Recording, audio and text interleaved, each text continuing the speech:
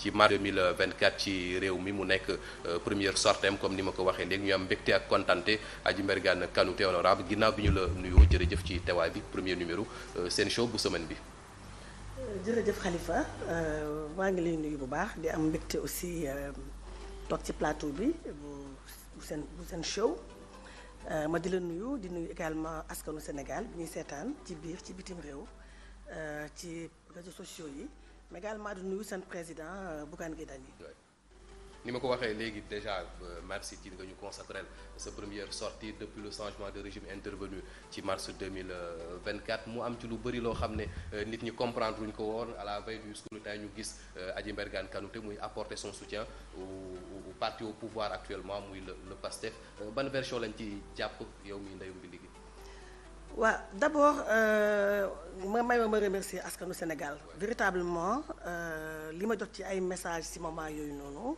de sympathie de solidarité ñoo xam ne xëy na xawuma leen woon xëy na cofeel la ñu am ci man du ma suivre ci télévision donc may sant bu baax a baax ci cofeel boobu nga xam ne am nañ ko ci man ak tamit yëg-yëg bi damay fàttali nag ne Adji Mbergane Kanouté dafa bokk ci kuréel muy parti politique mu tudd Union pour le développement du Sénégal UDSA muy parti boo xam ne ñi ko ŋànk ay kàngam ak a ŋànk du man rek xëy na maa ci gën a mën a ne ci plateau di wax mais gis ngeen ne bi nga xam ne tànneef def nañ ko ci législative yi gis ngeen ki nga xam ne mooy numéro 2 wu parti bi mooy El Hadj Amadou Omar Gueye ngeen gis également ki nga xam ne mooy président des sages muy Abdoulaye Diop ñuy wax Adji Mbergane dong du UDSA donc sunu parti nag dafa nekk parti boo xam ne dafa souverain mooy kenn moomu ko muy parti boo xam ne également démocratie dafay dund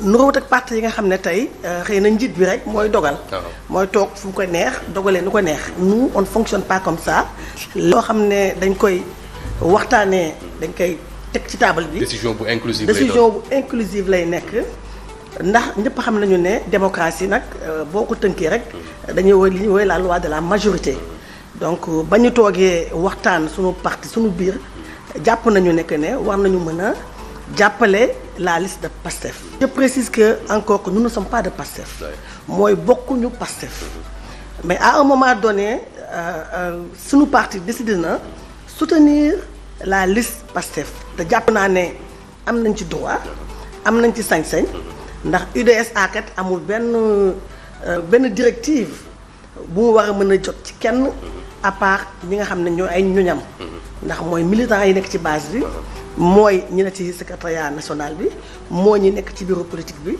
donc loolu moo waral tey ñu dem jàppale dogal sax waaye ni nga ko waxee parti bu souverain la war na mën a jël décision bu inclusive boo xam ne c'est auto li ci nit ñi comprendre lu toon mooy yow mi nga xam ne yaa jiite parti bi am compagnonnage ak Benno Bokk Yaakaar ñu investiroon la 24e position ci liste bi nga xam ne mooy coalition Takku Wallu ralliement boobu noonu lañ ñu bëri mënutoon comprendre. waaw je pense que loolu yëpp dama naan damay sant yàlla parce que dama jàpp ne bu ma nekkoon ma tekkiwutoon dara ci langue politique bi xëy na tolle bi mu am du ko ci am damay fàttali président Ablaye Wade da doon wax naan homme politique bu ñu lay tudd même bu dee négativement sax jàppane lu baax la ndax ku ñu bàyyiwul xel ku amul lu mu représenté en politique il faut exister waaw ku xam ne amul ni ci coalition du génn ñëpp jóg di wax ndax may fàttali ne APR boobu tey ay kàngam génn nañ fa bëgguma citer mais de grande figure de l'APR génn nañu ñoo xam ne soci APR fa la leen fekk génn nañu te déggu kenn wax tudd leen moo tax ma ne sant yàlla donc ça veut dire que je compte man nag am na lu ma yàlla may mooy que du ma lire ay commentaires du ma staan télé à part journal 20h mën naa staan télé yëpp xëy na ma xool seen journal mais par contre am na ñu génn ñu wax ñoo xam ne ëpp naa ne dégg naa ñii ci presse bi la ñu bokk ñii peut-être ay intellectuels parce que version yu bëri dégg nañ ko ci yow. waaw mais tontuwuma nag xam nga pourquoi tontuwuma non seulement liiruma dégluwuma mais bu kenn ne ma diw nee na sax ma ne du ma tontu xam nga lu tax dama leen di bugguma leen xeeb parce que am na yenn sorte yoo xam ne bu ko ñoo xam ne intellectuel defee bu ma ko liir dama leen di xeeb bu mu leen tontoo dama leen di xeeb te yàlla àtt na ma ak ñoom tey ñooñu ñëpp toute la presse nag c'est soi-disant journalistes yi doon wax ci man kenn ku ci nekk am nga tolof tolof. est-ce que nekkul woon li ñu déggul. ndeyu mbili gi sur une décision boo xam ne décision majeure la. xam nga dinaan mooy nourrir cette polémique là. dinaan buy taw doo fobeere. et puis rien n'est pressé. moi comme je dis nous assumons. c'est-à-dire que nous n'avons de compte à rendre à personne.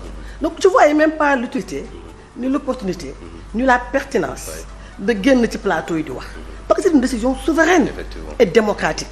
Benno Bokk Yaakaar j'ai beaucoup apporté à Benno Bokk Yaakaar. J'ai participé à la consolidation de cette coalition. Donc je ne regrette absolument rien du tout. Donc c'est une position du parti que nous assumons pleinement. Que ce soit les actes que nous avons eu à poser du temps de l'ancien régime, que ce soit des décisions que nous avons eu à prendre du temps de l'ancien régime, nous les totalement. Et comme nous assumons notre soutien à la liste de PASTEF durant ces élections législatives. Dans la coalition Benno Bokk Yaakaar, notre parti a un seul interlocuteur. Et c'était le président Macky Sall. Et lui, président de la coalition. De la coalition.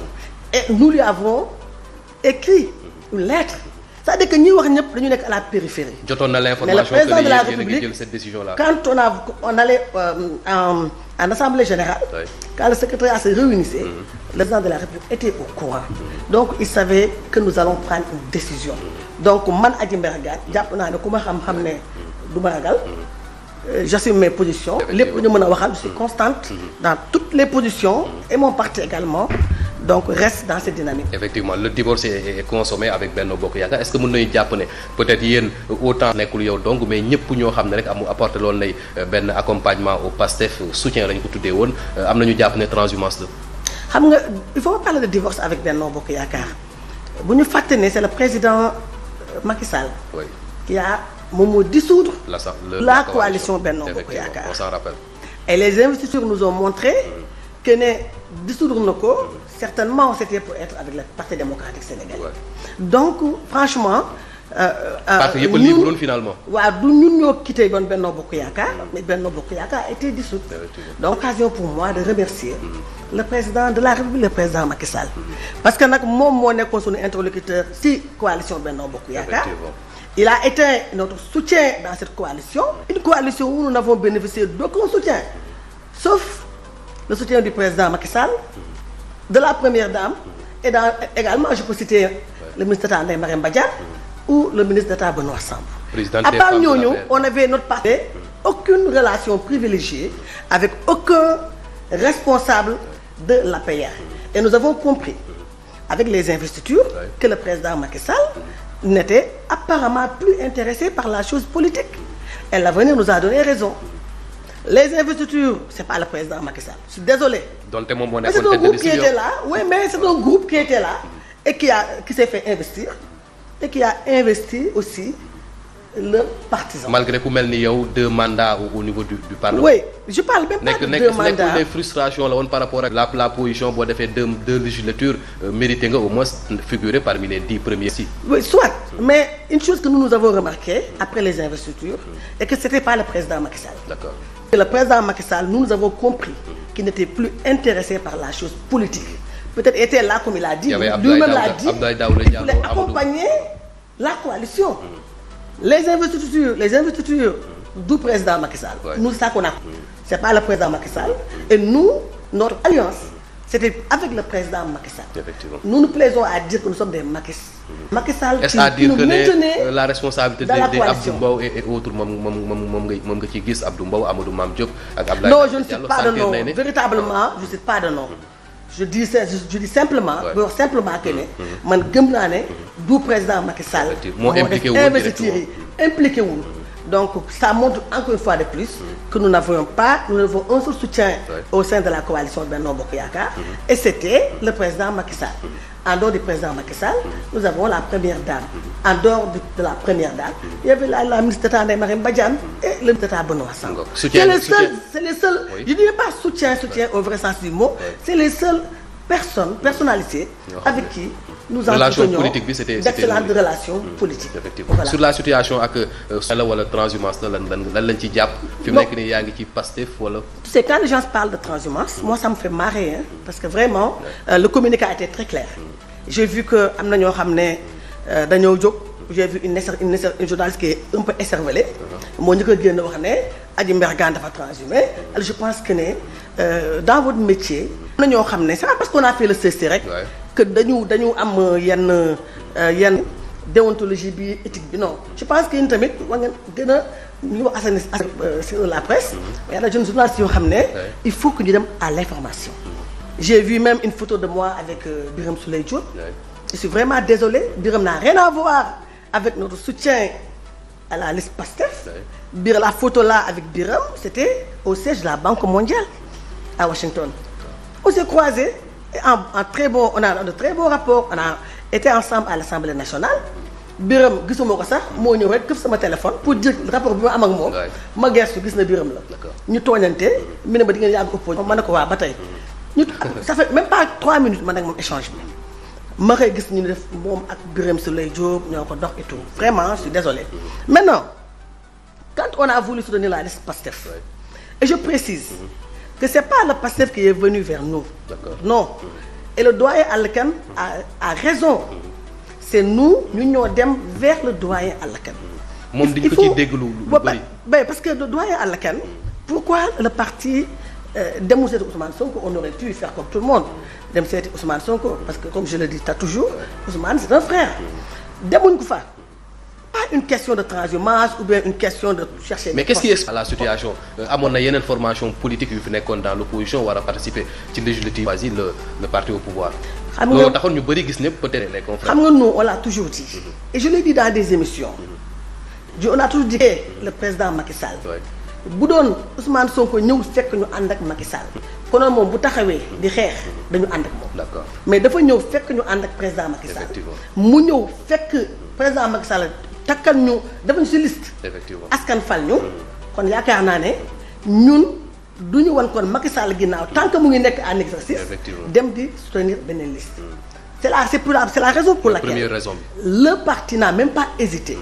Parce que au départ c'était quoi donc on disait il faut une neutralité bu ñu def jàppale kenn non d'autres ont dit non et pourquoi il faut véritablement que ñu am un choix.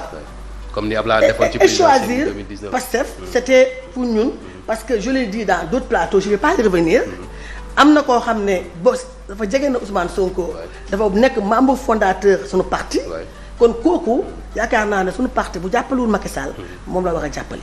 Maintenant on n'a pas cherché à le rencontrer on est allé voir doyen Alla Kane et il a raison doyen Alla Kane ñëw seet si ñu quand j'ai été à Washington wax na ko j'ai été chez sa cadette. D'accord. Sa cadette Assou Kane que je salue au passage elle est à Washington ñun ñaar ñoo màggandoo que Iba Der Thiam professeur Iba Der qui est mon oncle. Assou, on a partagé la même chambre pendant une dizaine d'années. Quand j'ai été à Washington, moi, enfin, je veux pas dans les détails, je veux dire que c'est parti de là. Effectivement.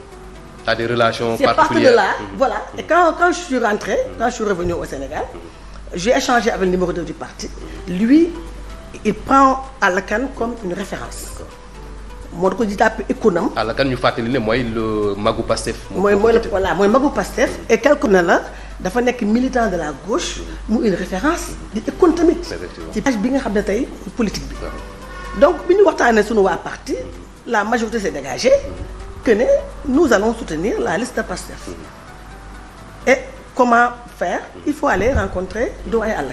C'est comme ça exactement c'est comme ça que ça s'est passé. pour ñu jeexal ci point boobu noonu tey lan mooy les relations ñu ngi nekk ci processus de renouvellement de l'administration sénégalaise ñu ngi gis les nominations yenn postes de confiance lan mooy relation bi tey le parti Union pour le développement du Sénégal avec le régime en place. Mais non benn relation ngeen bëgg mu nekk. à cause